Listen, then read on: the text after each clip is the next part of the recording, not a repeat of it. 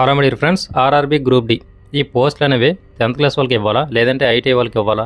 So exam dates అనేవి ఎప్పుడు ఉంటాయి? ఏ సబ్జెక్ట్ చదివితే ఎక్కువ స్కోర్ చేసుకోవచ్చు? ఏ చాప్టర్ నుంచి ఎక్కువ మార్క్స్ వస్తాయి? సో ఇవన్నీ కూడా క్వశ్చన్స్. సో చాలామంది యాస్పిరెంట్స్గా ఉన్న క్వశ్చన్స్ ఇవన్నీ కూడా. సో ఈ క్వశ్చన్స్ అన్నిటికీ క్లారిటీ ఇచ్చే ప్రయత్నం చేస్తా. వీడియో లాస్ట్ వరకు చూడండి. సో ఇక్కడ ఏంటంటే ఐటీఐకి సంబంధించిన కొంతమంది స్టూడెంట్స్ కొంతమంది అడ్వకేట్స్ సహాయంతో కేసు వేయడం జరిగింది. అది ఎందుకు చేస్తారంటే ఇప్పుడు 10th క్లాస్ మీద అందరికీ ఈ జాబ్స్ ఇచ్చేస్తే ఐటీఐ చదివిన వాళ్ళందరికీ ఆ టెక్నీషియన్కి సంబంధించిన ఒకసారి ఐటీఐకి సంబంధించిన వాళ్ళే చెయ్యాలి కాబట్టి సో మాకు ఆ జాబ్స్ కావాలి కదా, 10th క్లాస్ వాళ్ళకి ఇస్తే మేమేం చేయాలి అన్నట్టు వాళ్ళ ఉద్దేశం. ఓకే, March 28లో లాస్ట్ హియరింగ్లో మనకి కోర్టులో నుంచి మంచిగా ఈ క్లారిటీ వచ్చేస్తే బాగున్నాను. సో కొన్ని కారణాల వల్ల మనకి ఇన్ఫర్మేషన్ క్లారిటీగా రాలేదు. సో 10th క్లాస్ వాళ్ళకే ఈ పోస్టులు ఇవ్వాలా లేదంటే ఐటీఐ వాళ్ళకే ఇవ్వాలని చెప్పేసి ఒక క్లారిటీ అనేది రాలేదు. సో July 26కి మళ్ళీ నెక్స్ట్ హియరింగ్ అనేది వేయడం జరిగింది. సో ఏంటంటే కోర్టు నుంచి ఎలాంటి డెసిషన్ వస్తుంది? 10th క్లాస్ వాళ్ళకి ఇవ్వద్దు, ఐటీఐ వాళ్ళకే ఇవ్వండి అని చెప్పేసి వస్తుందా? అలా వస్తే మన పరిస్థితి ఏంటి అని చెప్పేసి చాలామంది 10th క్లాస్ మీద ఎవరైతే అప్లై చేసుకున్నారో వాళ్ళకు ఉంది. లేదు, ఓన్లీ 10th క్లాస్ వాళ్ళకే ఇవ్వండి, ఐటీఐ వాళ్ళకి ఇవ్వద్దు అని చెప్పేసి ఒకవేళ డెసిషన్ తీసుకుంటే కోర్టు, అప్పుడు ఐటీఐ వాళ్ళ పరిస్థితి ఏంటి? సో ఇలా క్వశ్చన్స్ అనేవి ఉన్నాయి చాలా వరకు.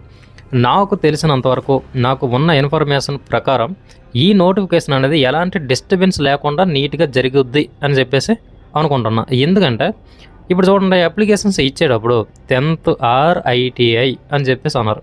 10th ఆర్ ఐటీఐ అంటే ఏంటి? 10th లేదా ఐటీఐ రెండిట్లో ఏది ఉన్నా సరే అప్లై చేసుకోవచ్చు. సో ఇంత నీట్గా మీరు ఇచ్చిన తర్వాత ప్రతి ఒక్కరు కూడా అప్లై చేసుకున్నారు. సో ఇప్పుడు 10th క్లాస్ మీద అప్లై చేసుకున్న ప్రతి ఒక్కరు కూడా ఆశిస్తూ ఉన్నారు, ఎగ్జామ్ కండక్ట్ చేస్తారు, మేము ఎగ్జామ్ రాస్తాం, మాకు జాబ్ వస్తుంది, సెంట్రల్ గవర్నమెంట్లో ఉద్యోగం పొందుతామని. సో అలాంటి సిచ్యువేషన్లో మీరు ఇప్పుడు మేము ఇవ్వం, ఓన్లీ ఐటీఐ వాళ్ళకి ఇస్తాం అని ఇస్తే సో ఇక్కడ కోట్లలో అప్లికేషన్స్ వచ్చాయి. వాళ్ళందరూ కూడా రోడ్ ఎక్కుతారా లేదా? అందరూ కూడా ధర్నాలు చేస్తారు. సో ప్రతి ఒక్కరు కూడా నష్టపోతారు, ముందు బాధపడతారు. ఓకేనా? సో రైల్వే బోర్డు మీద నమ్మకం అనేది పోద్ది. సో కోర్టుల మీద కూడా నమ్మకం అనేది పోద్ది. సో ఖచ్చితంగా ఎలాంటి డెసిషన్ అనేది తీసుకోదు కోర్టు. ఓకేనా? సో ఈ నోటిఫికేషన్ మనం 10th ఆర్ ఐటీఐస్ ఇద్దరికి ఇచ్చాం కాబట్టి ఇద్దరికి సమానంగా న్యాయం జరిగేటట్టే ఎగ్జామ్ అనేది కండక్ట్ చేయమని చెప్తుంది నాకు తెలిసి నాకున్న ఇన్ఫర్మేషన్ ప్రకారం. అంతేగాని ఎవరికి కూడా అన్యాయం జరగదు. ఒకవేళ నెక్స్ట్ 2026లో కూడా ఉన్నాయి నోటిఫికేషన్స్, గ్రూప్ డీకి ఉన్నాయి, లేదా ఈ ఎన్టీపీసీకి ఉన్నాయి. సో ఇంకా ఉన్నాయి పోస్టులు. ఓకే, రైల్వేలో నోటిఫికేషన్స్ అనేవి వస్తుంటాయి నెక్స్ట్ ఇయర్ కూడా. సో అప్పుడు క్లియర్ కట్గా కొన్ని పోస్టులు అనేవి ఉంటాయి టెక్నికల్గా చేసేవి. అవి ఐటీఐ వాళ్ళకి, కొన్ని 10th వాళ్ళకి, కొన్ని గ్రాడ్యుయేట్స్ ఉన్న వాళ్ళకి, కొన్ని ఇంటర్మీడియట్ ఎంతవరకు ఉన్న వాళ్ళకి, ఇలా సపరేట్గా నీట్గా ఇస్తే ఇలాంటి గొడవ అనేది అప్పుడు రాకుండా ఉంటుంది. సో అప్పుడు ఆ డెసిషన్ అనేది ఇప్పుడు కోర్టు అనేది అలాంటి డెసిషన్ ఇస్తుంది, నెక్స్ట్ నుంచి అలాంటి పొరపాటు చేయొద్దని చెప్పేసి చెప్పే ప్రయత్నం చేస్తుందని నేను అనుకుంటున్నా. అంతేగాని ఇప్పుడున్న నోటిఫికేషన్ మొత్తం క్యాన్సిల్ చేయడం కానీ, 10th క్లాస్ వాళ్ళని పక్కన పెట్టడం కానీ, ఐటీఐ వాళ్ళని పక్కన పెట్టడం కానీ ఇలా ఏమీ ఉండదు. ఓకే, సో ఫస్ట్ నుంచి ఇప్పుడు అప్లికేషన్స్ ఆల్రెడీ తీసుకోలేదనుకోండి, నోటిఫికేషన్ ఇంకా రాలేదనుకోండి, ఎన్నైనా మార్పులు చేయొచ్చు. నోటిఫికేషన్ వచ్చేసింది, అప్లికేషన్స్ తీసుకున్నారు, కోర్టులో అప్లికేషన్స్ వచ్చేసాయి, తీసుకున్నారు. సో అందరూ ప్రిపేర్ అవుతున్నారు. ఇలాంటి టైంలో ఇలాంటి డేరింగ్ డెసిషన్ అనేది తీసుకోవద్దు. ఓకే, సో అందరికీ నార్మల్గానే ఎగ్జామ్ కండక్ట్ చేస్తుంది అనేసి నేను అనుకుంటున్నా. అలా జరిగితే మంచిది. ఓకేనా? సో ఇప్పుడు ఎగ్జామ్ డేట్ ఎప్పుడు ఉంటుంది? ఎగ్జామ్ డేట్ ఎప్పుడు ఉంటుంది అంటే ఇప్పుడు చూడండి, July 26కి నెక్స్ట్ హియరింగ్ అనేది ఉంటే అప్పుడు మనకి ఒకవేళ డెసిషన్ కోర్టు తీసుకుంటే ఎలాంటి ఆటంకాలు లేకుండా సో వెంటనే ఎగ్జామ్స్ అనేవి కండక్ట్ చేయొచ్చు, లేదంటే ముందే కండక్ట్ చేయొచ్చు, చెప్పలేం రైల్వే బోర్డు నుంచి. ఓకేనా? సో ఇక్కడ మనకి క్వశ్చన్ ఏంటి? ఎగ్జామ్ వాళ్ళు ఎప్పుడైనా కండక్ట్ చేస్తారు, 3 నెలలైనా టైం తీసుకుంటారు, 2 నెలలైనా టైం తీసుకుంటారు, 4 నెలలైనా టైం తీసుకుంటారు. మనం ప్రిపేర్ అయ్యి ఉన్నామా? సిలబస్ మొత్తం కంప్లీట్ చేసామా? సో మనం ఎంతవరకు ఏ లెవెల్ వరకు ప్రిపేర్ అయ్యి ఉన్నాం? ఒక్క 2 వారాల్లో మనకి ఇప్పుడు ఎగ్జామ్ డేట్స్ వచ్చేస్తాయి, ఇంకో నెల రోజుల్లో ఎగ్జామ్స్ అనేవి కండక్ట్ చేస్తారు. నీ దగ్గర సిలబస్ ఎంతవరకు కంప్లీట్ చేసుకొని నువ్వు కూర్చున్నావు. ఇప్పటికిప్పుడు నువ్వు ఎగ్జామ్ రాస్తే నువ్వు పాస్ అవ్వగలవా? సో మినిమం తక్కువలో తక్కువ ఆ క్వాలిఫై మార్క్స్ అనేది తెచ్చుకోగలవా? So arithmetic, reasoning, general science, current affairs, అలాగే కొన్ని చిన్న బిట్లు అంటే తక్కువ అడిగినా సరే ఇండియన్ పాలిటీ, తర్వాత జాగ్రఫీ. ఓకేనా? తర్వాత అన్నిటి నుంచి 1-2 క్వశ్చన్స్ అనేవి వస్తాయి, మొత్తానికి వదిలేరు, అడుగుతారు. ఓకే, సో ఇవన్నీ నువ్వు కవర్ చేసావా అనేది నీకు నువ్వు సెల్ఫ్ క్వశ్చన్ చేసుకోవాలి. ఎగ్జామ్ డేట్ ఎప్పుడు అని విపరీతంగా కామెంట్స్లో అడుగుతుంటారు.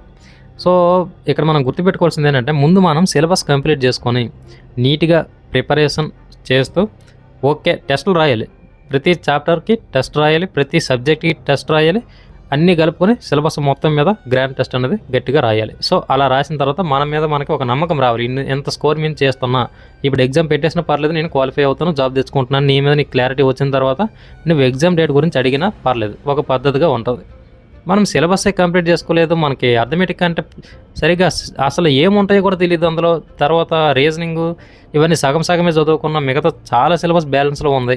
టెస్ట్లు కూడా రాయలేదు, మనకి ఎంత స్కోర్ వస్తుందో కూడా తెలియదు.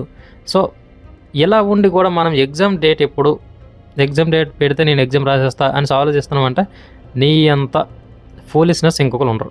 ఓకేనా? సో ఎందుకంటే నువ్వు ఎగ్జామ్ ప్రిపేర్ అవ్వకపోవడం నీ తప్పు కాదు, వచ్చిన అవకాశం ఉంది చూడండి, దాన్ని వదిలేయడమే మీ తప్పు. అర్థమవుతుందా?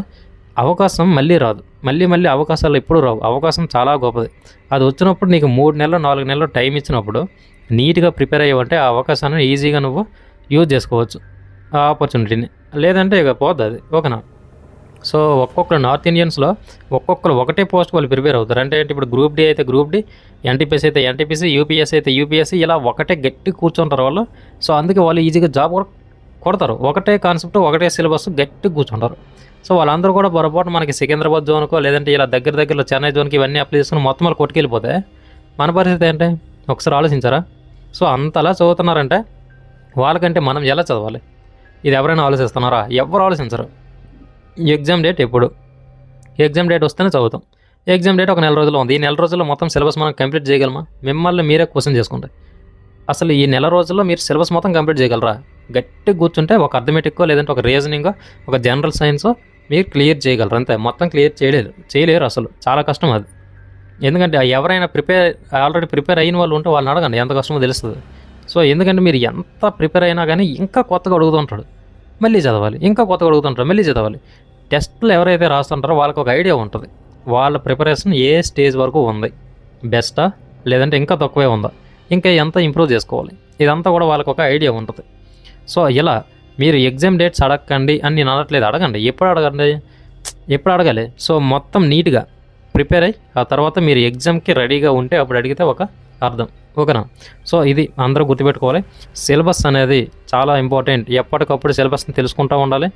ఏదైనా మిస్ చేస్తున్నామేమో తెలుసుకుంటూ ఉండాలి. చాలామంది అర్థమెటిక్ని ఎక్కువ ఇంపార్టెంట్ చేస్తారు, అర్థమెటిక్కి. రీజనింగ్కి తక్కువ ఇస్తారు, ఈజీగా చేసేయచ్చు అనుకుంటారు. అంత ఈజీ కాదు. రీజనింగ్ అనేది మీరు ప్రాక్టీస్ చేయాలి, ఎక్కువ ప్రాక్టీస్ చేస్తేనే అక్కడ మీరు ఆన్సర్ చేయగలుగుతారు. ఓకేనా? సో రీజనింగ్ నుంచి 30 మార్కులు వస్తాయి, జనరల్ సైన్స్ నుంచి మనకి ఎక్కువ మార్క్సే వస్తాయి. సో రీజనింగ్ జనరల్ సైన్స్ ఉంటే మీరు జాబ్ కొట్టవచ్చు, తెలుసా? సో అర్థమెటిక్ మీరు ఎప్పుడు కూడా 25 నీట్గా ఎంత ప్రిపేర్ అయితే, గట్టిగా ప్రిపేర్ అయితే 25కి 25, 24 కొడవచ్చు. అంతంత మాత్రం ప్రిపేర్ అయితే మాత్రం 10 మార్కులు రావడం కూడా కష్టమే. ఎందుకంటే వాడు ఏదో ఒక మెలుగు పెడుతూనే ఉంటాడు ఎగ్జామ్స్లో. అర్థమవుతుందా? రీజనింగ్ అనేది ఈజీగా ఉంటుంది, ఎలాగైనా ఆన్సర్ చేయొచ్చు అని చెప్పేసి రీజనింగ్ని పక్కన పెట్టేసి అందరూ అర్థమెటిక్కి ఎగబడుతూ ఉంటారు. రీజనింగ్ కూడా చాలా ఇంపార్టెంట్. ఎంత ఎక్కువ ప్రాక్టీస్ చేస్తే అన్ని మార్క్స్ వస్తాయి. లేదంటే ఈజీగానే అనిపిస్తుంది క్వశ్చన్ చూస్తుంటే, చేస్తుంటే మాత్రం అర్థం కాదు, అయిపోయింది, మొత్తం పోద్ది. సో ఇది మ్యాటర్. ఓకే? జనరల్ సైన్స్ కూడా ఫిజిక్స్, కెమిస్ట్రీ, బయాలజీ ఇవన్నీ కూడా సైన్స్ అండ్ టెక్నాలజీకి సంబంధించిన ఈ కరెంట్ అఫైర్స్ ఉంటాయి. ఇవి కూడా నీట్గా ప్రిపేర్ అవ్వాలి, ప్రతి దాని మీద గ్రిప్ సంపాదించాలి, టెస్టులు రాయాలి. ఓకే? సో అప్పుడే మీకు సెంట్రల్ గవర్నమెంట్ జాబ్ వస్తుంది, ఊర్లో కాలర్ ఎగరేసుకొని తిరుగుతారు. ఇది మ్యాటర్. ఓకే? సో ఇప్పుడు ఇంత వెయిటేజ్ ఉంటుంది సబ్జెక్ట్స్కి, ఎక్కువ మనం ఫోకస్ ఎందులో పెట్టాలి? అసలు అర్థమెటిక్ అయినా, రీజనింగ్ అయినా, జనరల్ సైన్స్ అయినా ఎక్కువ ఫోకస్ ఎక్కడ పెట్టాలంటే, ఇప్పుడు ఒక విషయం గుర్తుపెట్టుకోండి, ప్రీవియస్ పేపర్లో, లాస్ట్ ఇయర్ ప్రీవియస్ పేపర్లో ఇవే ఇంపార్టెంట్ క్వశ్చన్స్ వచ్చాయి, నేను ఇవే చదువుతా అంటే మాత్రం అది చాలా పెద్ద తప్పు అవుద్ది. చాలామంది ఇదే చెప్తారు, ప్రీవియస్ పేపర్ వస్తే ఆ పేపర్లో ఉన్న క్వశ్చన్సే చదవమని చెప్తుంటారు. లాస్ట్ టైం అడిగిన క్వశ్చన్ మళ్ళీ అడిగితే అలా ప్రిపేర్ అయిన వాళ్ళు కొంత లక్షల్లో ఉన్నారు, వాళ్ళందరూ క్వాలిఫై అవుతారు. ఓకేనా? అడిగితే అడగొచ్చేమో కానీ కొంచెం అటు ఇటు చేంజ్ చేసి అడుగుతాడు. సో దానికంటే కొంచెం అడ్వాన్స్డ్గానే ఉండాలి తప్పితే అవే క్వశ్చన్స్ పట్టుకుని వేలాడతామంటే మాత్రం దానికంటే పెద్ద మిస్టేక్ ఇంకొకటి ఉండదు. అర్థమైందా? సో అది మనం కాన్సెప్ట్ నేర్చుకోవాలి. అర్థమెటిక్ ఉందా? అర్థమెటిక్లో చాలామంది షార్ట్ కట్స్ని పట్టుకుని వేలాడతారు.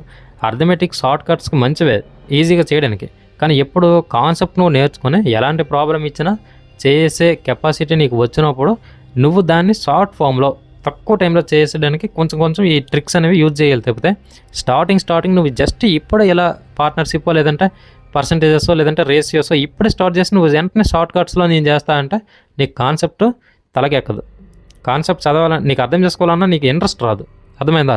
షార్ట్ కట్స్ ఇలా కొడితే నువ్వు 4-5 క్వశ్చన్స్ కొడతావు, మిగతావే వాడు కొంచెం ట్రిక్ యూజ్ చేసి క్వశ్చన్ ఇస్తే అప్పుడు ఏం చేస్తావు? ఇబ్బంది కదా. సో అందుకే కాన్సెప్ట్ అనేది చాలా నీట్గా నేర్చుకోవాలి. అర్థమెటిక్లో first percentages, ratios, averages, LCM, ఓకేనా. సో ఇవి నీట్గా నేర్చుకుంటే అవి ఎక్కువగా రిపీట్ అవుతూ ఉంటాయి. ఫ్రాక్షన్స్ ఇవి LCM, fractions, averages, percentages, ratios ఇవి ఎక్కువ రిపీట్ అవుతూ ఉంటాయి. ప్రతి చాప్టర్లో కూడా రిపీట్ అవుతూ ఉంటాయి. కాబట్టి వీటి మీద ఫస్ట్ మనం ఫోకస్ చేసి నీట్గా కాన్సెప్ట్ నేర్చుకుంటే ప్రతి కాన్సెప్ట్ కూడా మనం ఈజీగా చేయొచ్చు, ఓకేనా. సో ఇది మనం ఆల్రెడీ ఇంపార్టెంట్ టాపిక్స్ చెప్పాం. మన ఛానల్లో ప్లేలిస్ట్లోకి మీరు వెళ్తే కొన్ని చాప్టర్స్ అనేవి నీట్గా ఎక్స్ప్లెయిన్ చేయడం జరిగింది. మీకు నచ్చితేనే ఫాలో అవ్వండి, సబ్స్క్రైబ్ చేసుకొని ఫాలో అవ్వండి, ప్రతి క్లాస్ వినండి, ఓకే. అర్థమెటిక్ నుంచి ప్రతిరోజు కూడా మనం ఒక చాప్టర్ తీసుకుంటాం, ప్రతిరోజు వీడియోస్ అనేవి వస్తుంటాయి. సో రీజనింగ్ కూడా స్టార్ట్ చేస్తాం. రీజనింగ్ నుంచి కూడా మనం మొత్తం సిలబస్ అనేది కంప్లీట్ చేయడానికి చూస్తాం, ఓకేనా. ఎవరికైనా ఇంట్రెస్ట్ ఉంటేనే ఫాలో అవ్వండి, లేదంటే లేదు, ఓకే. సో ఇది వీడియో. ఎగ్జామ్ డేట్స్ ఎప్పుడు వస్తాయి అని చెప్పేసి మాత్రం అడగండి. ఆగస్టు తర్వాత ఉంటే ఉండొచ్చు. సో ఇది మీరు మైండ్లో పెట్టుకోండి. ఉన్నది చాలా తక్కువ టైం, 3 నెలలు 2 నెలలు ఎంతో ఎక్కువ టైం లాగా అనిపిస్తాయి, కానీ చదివే వాళ్ళకి ఇవి సరిపోవు అసలు, అర్థమైందా. ప్రిపేర్ అయ్యే వాళ్ళకి ఇవి అసలు సరిపోవు. అందుకే నీట్గా ప్రిపేర్ అవ్వండి, okay. Thank you for watching. అందరికీ ఆల్ ది బెస్ట్. ఎవరు కూడా డిసప్పాయింట్ అవ్వకండి. ప్రతి ఒక్కరు ఈ నోటిఫికేషన్ కాకపోతే నెక్స్ట్ నోటిఫికేషన్. సో సబ్జెక్ట్ మీరు చదువుకున్న సిలబస్ మాత్రం ఎట్టు పోద్ది, ఇది మైండ్లో పెట్టుకోండి. ప్రతి దానికి యూజ్ అవుద్ది. అర్థమెటిక్, రీజనింగ్, జనరల్ సైన్స్ ఇవన్నీ ప్రతి దానికి యూజ్ అవుతాయి. కాబట్టి మీరు చదివింది ఎక్కడికి పోదు. అందుకే చదివేదేదో ఇంట్రెస్ట్గా నీట్గా చదవండి, ఓకే. ఈ నోటిఫికేషన్లో మీరు తక్కువ 2-3 మార్కులతో పోయినా నెక్స్ట్ నోటిఫికేషన్లో కొట్టిబడేయచ్చు, ఓకేనా. అందుకే ప్రిపరేషన్ ఎప్పుడు కూడా స్టాప్ చేయకూడదు, okay. Thank you for watching friends. అందరికీ all the best. Thank you.